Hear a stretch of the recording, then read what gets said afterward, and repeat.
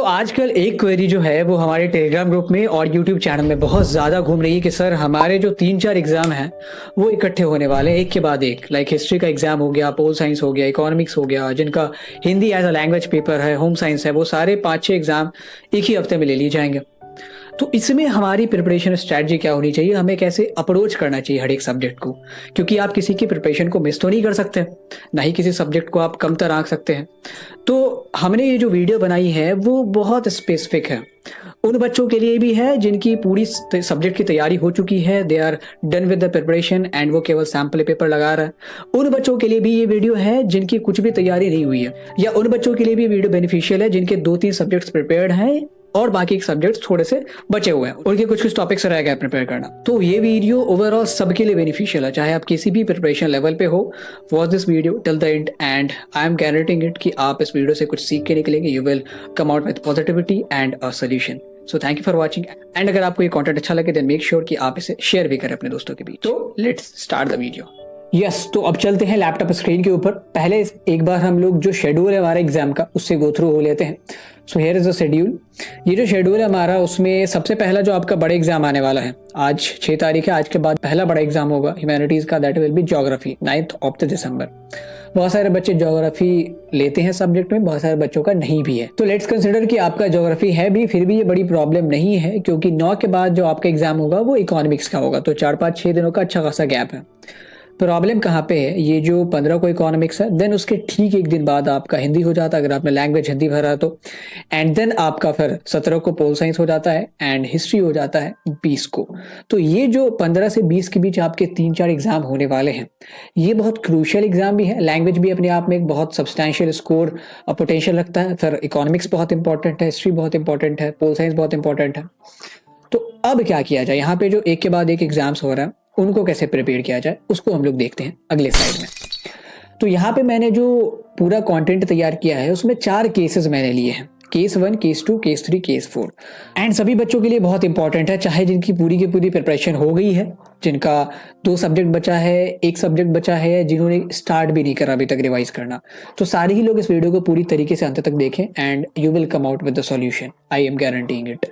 तो सबसे पहला जो हमारा केस 1 है that is of the students जिनका, एंड हम लोग यहाँ पे 3 सब्जेक्ट का एग्जाम्पल लेते हैं। लेट सपोज 15 को इकोनॉमिक्स है, 15 को इकोनॉमिक्स है, एंड देन हमारा हो जाता है पोल साइंस, 17 को पोल साइंस, एंड देन हमारा हो जाता है उसके बाद 20 को हिस्ट्री। ठीक है, यहाँ पे 3 क्यों, क्योंकि अगर आपका लैंग्वेज है तो आपका इन तीनों में से कोई एक सब्जेक्ट नहीं होगा, अगर हिंदी है तो इन तीनों में से कोई एक सब्जेक्ट नहीं होगा, तो इस हिसाब से 3 ही लेते हैं। 3 के बदला 4 करेंगे तो और भी ज़्यादा पॉसिबिलिटीज होती जाएंगी एंड फिर हमारा जो वीडियो लेंथ है वो और बड़ा हो जाएगा।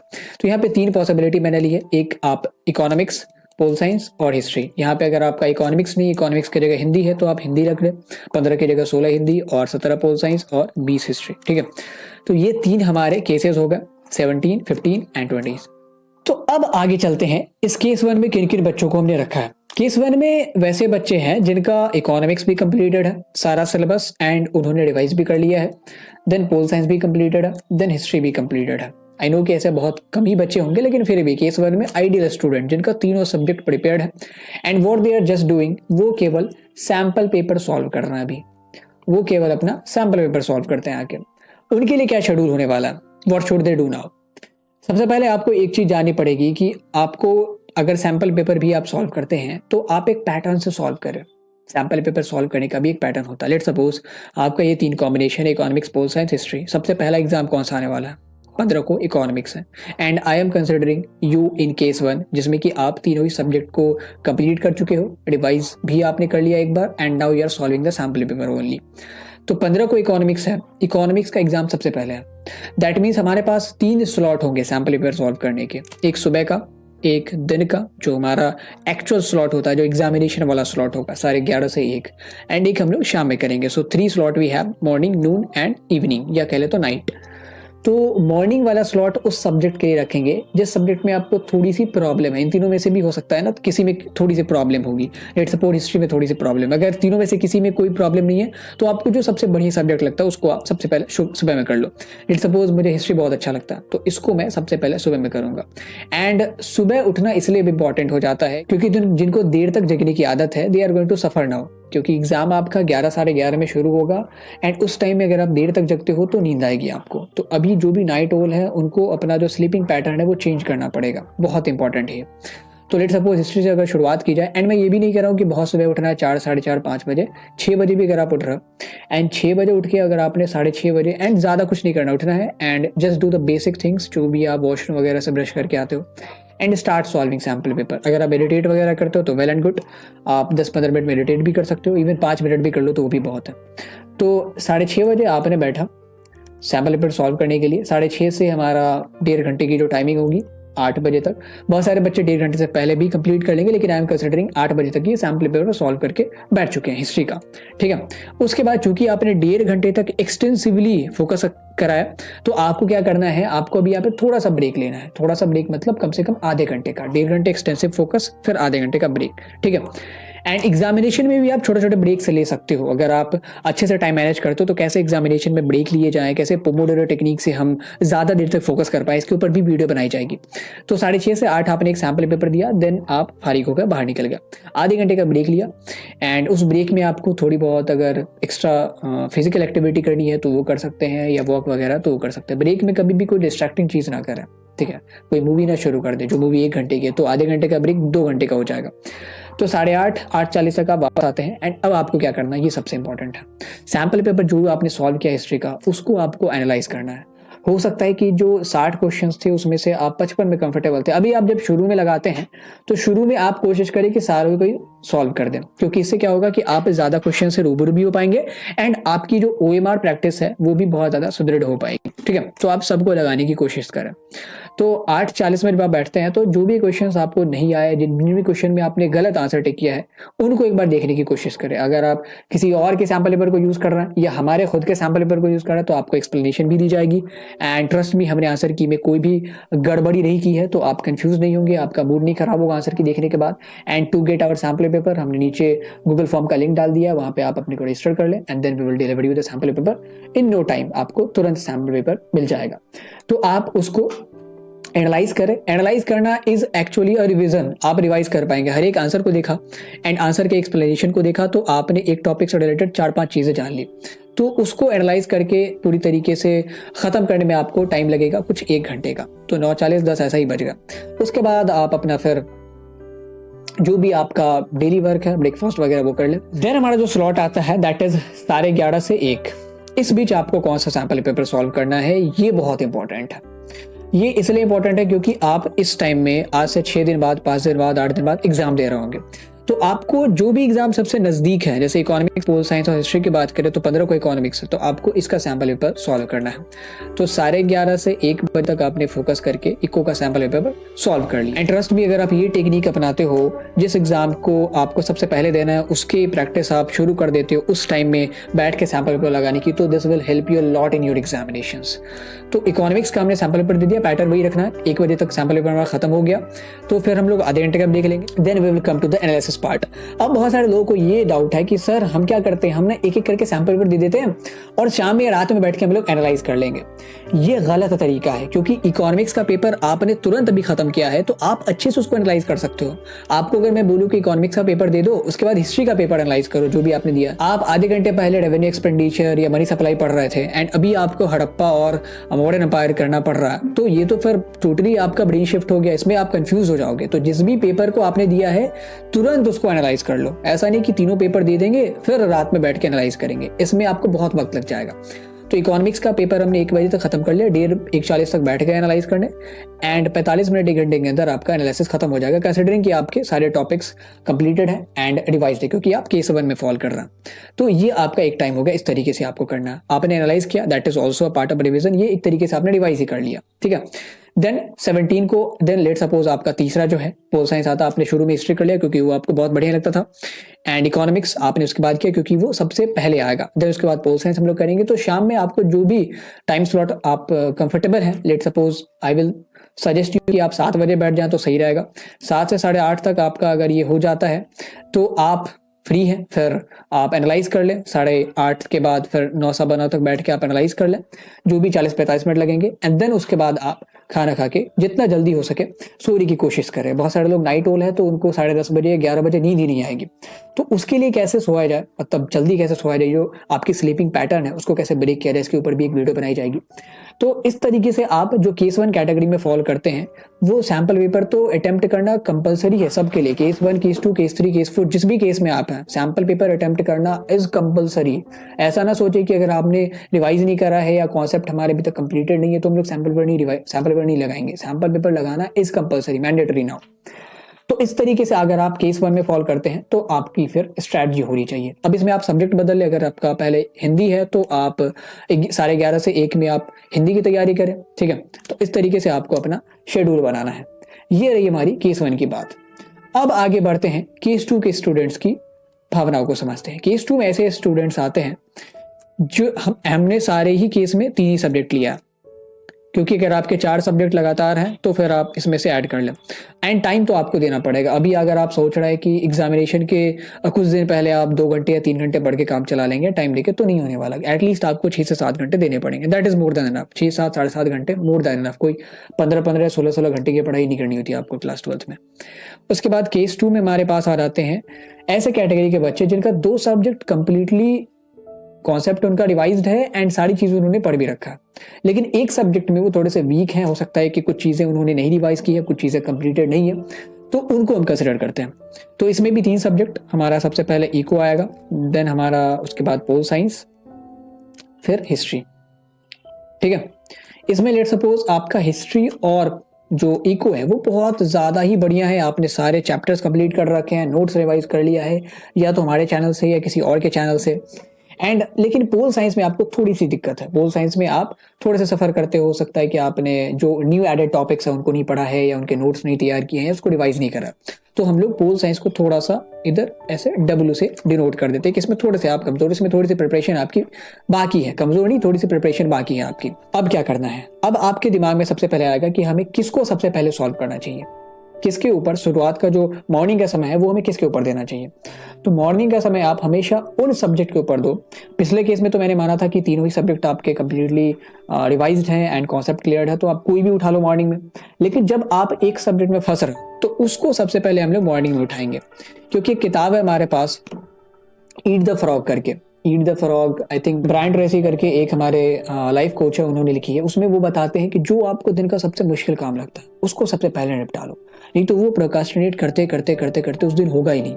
तो पोल साइंस को आपको सबसे पहले करना है। And what should be the preparation strategy now. आप लेट सपोज कुछ कुछ टॉपिक्स में सफर करते हो, फिर भी आपको वही पैटर्न रखना जो मैंने बताया। 6 बजे उठ गया एंड 6 बजे तक उठने की कोशिश करो। 6 बजे उठना is not very hard task in those times जब आपके एग्जामिनेशन 6-8 दिन बाद है। कोई 5 या 5:30 या 4 बजे नहीं उठना। अगर उठ सकते हो तो वेल एंड गुड, नहीं उठना तो 6 बजे तो कोशिश करो उठने की। 6:30 बजे बैठ गए एंड 8 बजे तक हमने सैम्पल पेपर लगा दिया। अब आप कहोगी सर यहाँ पे अगर 60 क्वेश्चन पूछे जाते हैं तो मैं कंफर्टेबली 35 या 40 क्वेश्चन ही लगा पाता हूँ, ठीक है। उसके अलावा जो 20-25 क्वेश्चन होते हैं वो मेरे से नहीं बनते, तो क्या मैं सैम्पल पेपर अटेम्प्ट करूँ? इससे मेरा मोरल डाउन होता है, मैं डिमोटिवेटेड होता हूँ। सैम्पल पेपर अटेम्प्ट करना आपको इसलिए ज़रूरी है क्योंकि आप तो सबसे पहले एक आपकी सेटिंग हैबिट बनेगी 1.5 घंटे की। सेटिंग हैबिट बनेगी 1.5 घंटे की, ये बहुत इंपॉर्टेंट है। बहुत बच्चे 1.5 घंटे तक लगातार बैठ भी नहीं सकते। दूसरी चीज़ ये है कि लेट सपोज आपने 20-25 क्वेश्चन नहीं बनाए, आपने देखा तो लेट सपोज जो न्यूली एडेड टॉपिक है उसमें से सवाल आए and you was not able to solve it, तो आपके दिमाग में अब ये तो चल रहा है कि इस न्यूली एडेड टॉपिक्स में से कैसे क्वेश्चन पूछे जाते हैं।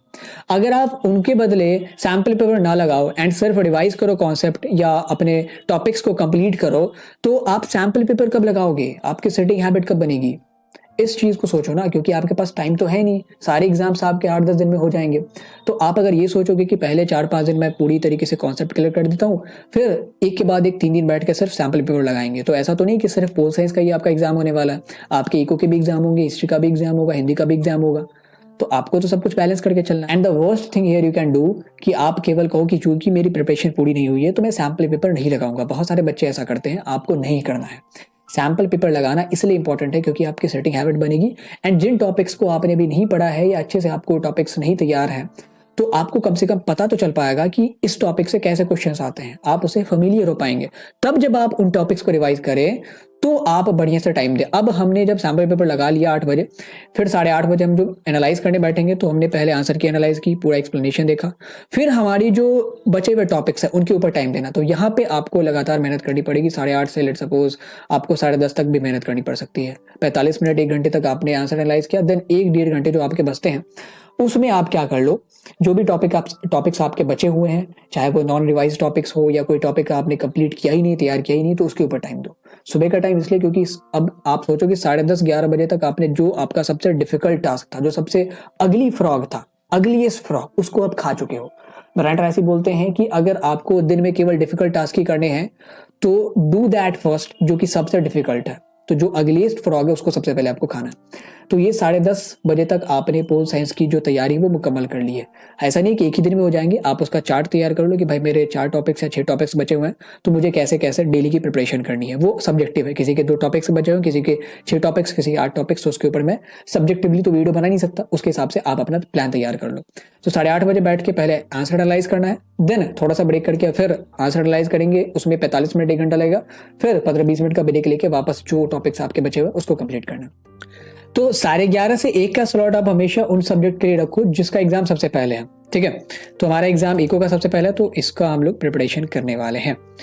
एंड अगर आप ये कहते हो कि सर हमारा एग्जाम पहले इको का है एंड हमारा वीक पॉइंट भी इको ही है, इको में ही हमारे कुछ टॉपिक्स बचे हुए हैं, तो आप फिर इसको शिफ्ट कर लो। सुबह में आप इको कर लो एंड इस 11:30 से 1 के स्पॉट में, इस टाइम फ्रेम में आप उन सब्जेक्ट के सैंपल पेपर लगाना जो इको के बाद जो आपका नेक्स्ट एग्जाम है। लेट्स सपोज पोल साइंस का एग्जाम है आपका, तो आप पोल साइंस के पेपर लगाओ 11:30 से 1 में। एंड फिर हमारा जैसा चलता है शाम का हिस्ट्री का एक लगा लिया एंड देन एनालाइज करके सो गए। यहाँ पे आपको थोड़ी सी ज़्यादा मेहनत करनी पड़ेगी क्योंकि आपको ये जो सेक्शन है पोल साइंस का, उसमें आपको 3-3.5 घंटे देने पड़ेंगे, इंक्लूडिंग सैम्पल पेपर लगाना, उसके एनालिसिस एंड जो भी टॉपिक्स आपके बचे हैं वो करना। तो इसमें 3-3.5 घंटे आपने दे दिए, इसमें आपने तकरीबन 2 आवर्स दिए, इसमें 2 आवर्स दिए, तो ये आपका हो जाता है 7.5 घंटा। तो ये इतना आपको करना पड़ेगा क्योंकि आपने पीछे मेहनत नहीं करी, तो अभी तो करना ही पड़ेगा।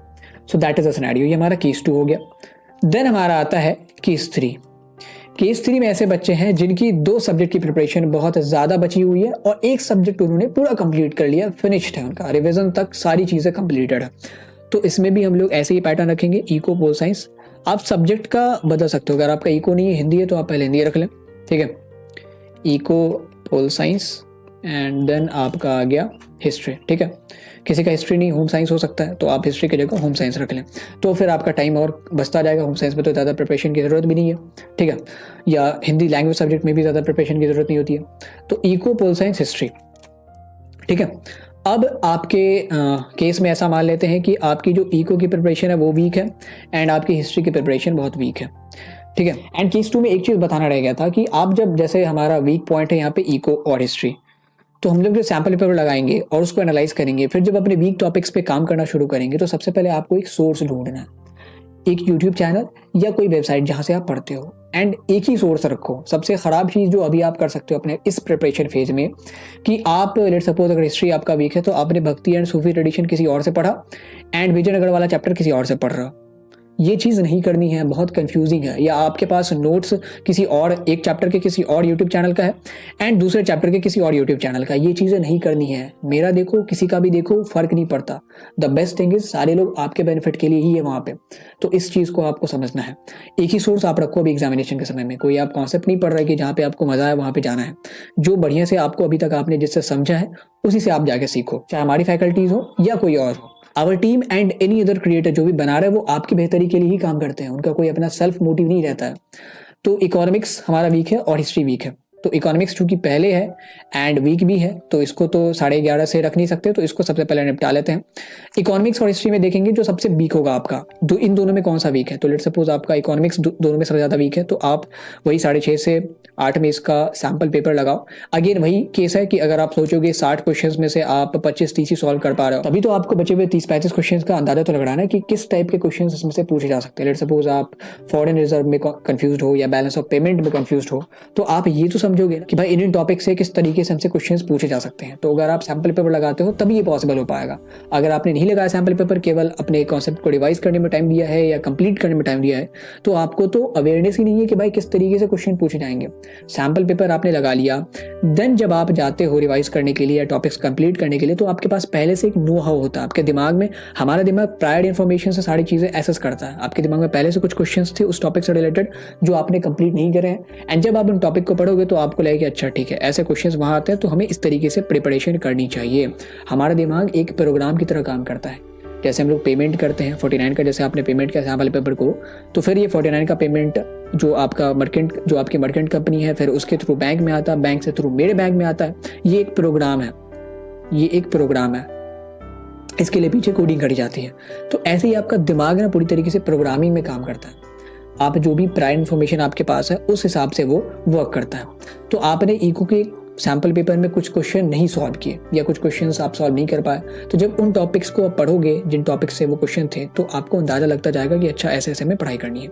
तो वही हमें रखना 6:30 से 8, देन 8:30 बजे से बैठ कर एनालाइज कर लिया, फिर 10:30 तक खत्म कर लिया टॉपिक्स रिवाइज करके भी। फिर हमारा जो इको के बाद नेक्स्ट एग्जाम है दैट इज पोल साइंस, तो हम लोग 11:30 से 1 में पोल साइंस करेंगे। ठीक है, सुबह में इसलिए मैं वीक टॉपिक्स को पढ़ने के लिए, उनको कॉन्कर करने के लिए बोला, क्योंकि सुबह में सबसे कम डिस्ट्रैक्शन आपके पास रहेगा। आप अगर किसी भी इंडिया के किसी भी स्टेट या किसी भी गांव में है तो 6:30 से 8 घंटे में बहुत कम हलचल होती है। There is no noise between 6:30 AM to 8 AM I think, कहीं पे भी, चाहे मेट्रोपॉलिटन सिटी में हो या छोटे सा विलेज में हो। तो 11:30 से 1 हमने पोल साइंस कर लिया, देन फिर 1:30 बजे आके एनालाइज कर लिया। एनालाइज तुरंत करो, इको का पेपर दिया इको एनालाइज करो, पोल साइंस का पेपर दिया पोल साइंस एनालाइज करो। ऐसा नहीं कि पोल साइंस का पेपर देने के बाद इको एनालाइज करेंगे। तो अब ये भी आपने पढ़ा है कि कैसे क्यूबन मिसाइल क्राइसिस है, एंड एनालाइज करने बैठ रहा हो कि मनी सप्लाई क्या होता है, ठीक है, या मनी सप्लाई कैलकुलेट करें या एग्रीगेट इनकम कैलकुलेट करें, तो ऐसे करके काम नहीं बनेगा। फिर आपका हिस्ट्री वीक है तो आपको हिस्ट्री के लिए फिर शाम में टाइम देना। शाम में आप अपने हिसाब से चुन लो, अगर 7 बजे आप कंफर्टेबल हो तो 7 बजे आ जाओ, 6 बजे कंफर्टेबल हो तो 6 बजे आ जाओ, 6 बजे अगर कंफर्टेबल हो तो 6 बजे आ जाओ। तो ये चीज़ आपको खुद देखनी है, लेकिन एक चीज़ आपको ध्यान में रखनी है कि आप लेट से लेट 11 PM तक सो जाए। लेट से लेट, देर सवेर आपको 11 बजे तक सो जाना है। अगर आप 11 बजे तक सोएंगे तभी आप 6 बजे उठ सकते हैं। 6 से 7 घंटे की नींद इज कंपलसरी फॉर यू। तो इस तरीके से आपके कुछ केस 3 में अगर आप फॉल करते हैं तो आपकी प्रिपरेशन स्ट्रैटेजी होनी चाहिए। And again keep one thing in consideration कि आपको एक ही सोर्स हमेशा इस्तेमाल करना। ईगो के लिए भी आपने एक चैनल खोज रखा है जिससे आप हमेशा से पढ़ते थे, समझ जाते थे, उसी को रेफर करो। या हिस्ट्री के लिए भी आपने एक सोर्स शुरू से पढ़ रखा उन्हीं से, तो उन्हीं से पढ़ो। ऐसा नहीं कि आपके दोस्त ने कहा कि ये बहुत अच्छा पढ़ाता है भी जाके इनसे पढ़ लो, हो सकता है उसको वो अच्छा लगे आपको ना लगे। तो आपने अभी तक जिनसे पढ़ाई करी है उन्हीं से आप पढ़ाई करें। This is the golden advice which no one could give, क्योंकि सारे लोग चाहते हैं कि इस टाइम में मेरे से ही बच्चे पढ़े, ये सारी भीड़ मेरे पास ही आ जाए, तो ये चीज़ को बताने नहीं चाहेगा। ये चीज़ इस चक्कर में आपको नहीं पढ़ना, एक चैप्टर कहीं और से दूसरा चैप्टर कहीं और से। This is about case 3 students. अब हमारे आते हैं केस 4 के बच्चे। केस 4 के बच्चे ऐसे बच्चे हैं जिनका तीनों में से कुछ भी नहीं हुआ है, जिनका तीनों में से कुछ भी नहीं हुआ है, nothing is prepared now. Case 4 में ऐसे बच्चे हैं जिनका तीनों सब्जेक्ट में से कुछ भी नहीं है, तो ऐसे बच्चों को ज़्यादा मेहनत करनी पड़ेगी, ऐसे बच्चों को ज़्यादा मेहनत करनी पड़ेगी। केस 3 में जैसा 3.5 घंटा आपने इको पे दिया, 3.5 घंटे आपने 3-3.5 घंटे आपने हिस्ट्री पे दिया, तो ये कुल मिला के आपके हो जाता है 7, एंड 2 घंटे आपने दे दिया पोल साइंस पे, चूंकि आपका वो कंप्लीटेड था, तो 8.5-9 घंटे आपको देने पड़ेंगे अभी, ठीक है। लेकिन इस केस में चूंकि आपका कुछ भी प्रिपेयर नहीं है, तो आप ऐसा तो बिल्कुल भी मत सोचो कि मैं जितने भी बच्चे 6 महीने या 5 महीने से प्रिपेयर कर रहे थे उनको पछाड़ दूंगा। आपको अपने लॉस को पहले मैक्सिमाइज करना है, क्योंकि एग्जामिनेशन 10 दिन बाद है या 8 दिन बाद है, तो आप चूंकि MCQ है तो देयर इज ग्रेटर चांस कि आप भी उतना स्कोर कर सकते हो जितना वो लोग करेंगे। सब्जेक्टिव में तो कोई चांस ही नहीं रहता, ठीक है, अनटिल अनलेस कि आप एक्स्ट्रा ऑर्डिनरी हो, एग्जाम से एक दिन पहले पढ़ के जाते हो, सारा लिख के आते हो। तो इस केस में हमें क्या करना है, एंड MCQ में everybody is on the same line, चाहे आपने कितनी भी प्रिपरेशन करी है, चाहे आपने कुछ भी नहीं पढ़ा है, अगर आपका इंटेंट अच्छा है, अगर आप अप्रोच अच्छे से कर पाते हो MCQ को, तो आपके पास एक फेयर एडवांटेज रहेगा। तो हमारा सबसे पहले आएगा इको, देन हमारा आएगा पोल साइंस, देन हमारे पास है हिस्ट्री, ठीक है। इन तीनों में हमारी चूंकि कुछ भी प्रिपेयर नहीं है, तो आपको सबसे पहला काम करना है, एक सोर्स डिसाइड करो। हिस्ट्री हमें यहाँ से पढ़नी है, पोल साइंस यहाँ से पढ़नी है, इको यहाँ से पढ़नी है। बहुत अच्छा होगा अगर तीनों किसी एक ही चैनल पे पढ़ाया गया तो, या जैसे हमने हिस्ट्री पढ़ा या पोल साइंस पढ़ा, इको की एक चैप्टर केवल पढ़ाई है, तो आप हिस्ट्री और पोल साइंस हमसे रेफर कर लो, एंड इकोनॉमिक्स के लिए आप किसी और से पढ़ लो। बहुत सारी फैकल्टीज़ है, बहुत सारे बढ़िया बढ़िया क्रिएटर्स हैं जिनसे आप पढ़ सकते हो। तो ये जो हिस्ट्री, पोल साइंस, इको, आपको सबसे पहले एक सोर्स डिसाइड करना है, उनके नोट्स ले लो, उनके लेक्चर्स को 1.5x और 2x में देखो। अगर आपका कॉन्सेप्ट भी कंप्लीटेड नहीं है तो आपको लेक्चर देखना ही पड़ेगा। एंड अगर आपका कॉन्सेप्ट कंप्लीटेड है, आपने रिवाइज नहीं करा, तो हम लोग क्या करने वाले हैं, हिस्ट्री की क्विक रिवीजन सीरीज लाने वाले हैं। जो भी आपके 5-6 चैप्टर्स हैं उनके ऊपर शॉर्ट में 25 से 30 मिनट की वीडियो होगी। आपने अगर उसको देख लिया तो आपका रिवीजन खत्म हो गया। एंड इसके साथ जितने भी बच्चे हमारे चैनल को जानते हैं या ग्रुप में जुड़े हुए हैं या कहीं से भी, हम लोग उनको शॉर्ट नोट्स भी प्रोवाइड करवाने वाले हैं हिस्ट्री के। शॉर्ट नोट्स मतलब एक चैप्टर का नोट 1 या 2 पेज में हम लोग बनाएंगे, एंड जिसको कि आपको देख के सारी चीज़ें आपके दिमाग में पिक्चराइज्ड हो जाएंगी। ठीक है, शॉर्ट नोट्स का काम ये है कि एक तो वो बहुत ज़्यादा क्रिस्प रहता है, छोटा रहता है, एंड बहुत ज़्यादा इलेबोरेटिव नहीं रहता है, वो साइंस में डील करता है, इंडिकेशंस में डील करता है। तो हम लोग शॉर्ट नोट्स बहुत जल्द आपको देने वाला, ताकि आप बहुत जल्दी रिवाइज कर पाए चीज़ों को। यहाँ पे भी आपको वही पैटर्न रखना, इको, पोल साइंस, हिस्ट्री, इन तीनों में जो सबसे खराब आपकी जिसकी प्रिपरेशन, लेट सपोज आपकी सबसे खराब प्रिपरेशन इको की, तो 6:30 बजे आप सबसे पहले इसका वो तैयार करो, सैम्पल पेपर। ठीक है, 6:30 से 8 आपने इसका सैम्पल पेपर लगाया। आप 10 क्वेश्चन ही सॉल्व कर पाए, 15 ही सॉल्व कर पाए, कोई बात नहीं है। बाकी के जितने भी 45-40 क्वेश्चन बचे हैं, आपको अंदाजा तो लगा कि किस तरीके से इन टॉपिक से, जिसका मैंने अभी प्रिपेयर नहीं करा है, उनसे क्वेश्चन आ सकते हैं। And this is great thing for you by the way. तो इस तरीके से आप जो है इको तैयार करें, फिर उसको एनालाइज करें। एनालाइज करने में टाइम लगेगा कि नहीं, क्योंकि 10-15 क्वेश्चन ही आपने बनाए, तो बाकी चीज़ें आपके लिए नहीं है, तो आप उन चीज़ों को रिवाइज करेंगे फिर।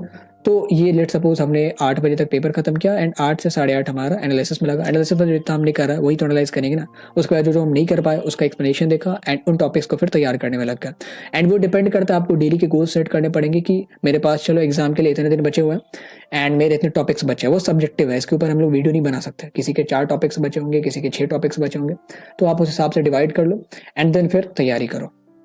पोल साइंस में भी आपको वही करना है। एंड फिर इन तीनों में लेट सपोज आपका हिस्ट्री सबसे पहले आने वाला, लेकिन वो सबसे वीक है, तो 6:30 से 8 रखो वो। अगर पोल साइंस सबसे वीक होता तो इको का सैम्पल पेपर हम लोग 11:30 से 1 में सॉल्व करते, लेकिन इको चूंकि सबसे वीक है इन तीनों में, तो उसको सुबह में निपटा लेंगे, क्योंकि we believe in eating the ugliest frog. सबसे पहले हमें जो सबसे डिफिकल्ट टास्क है उसको कॉन्कर करना।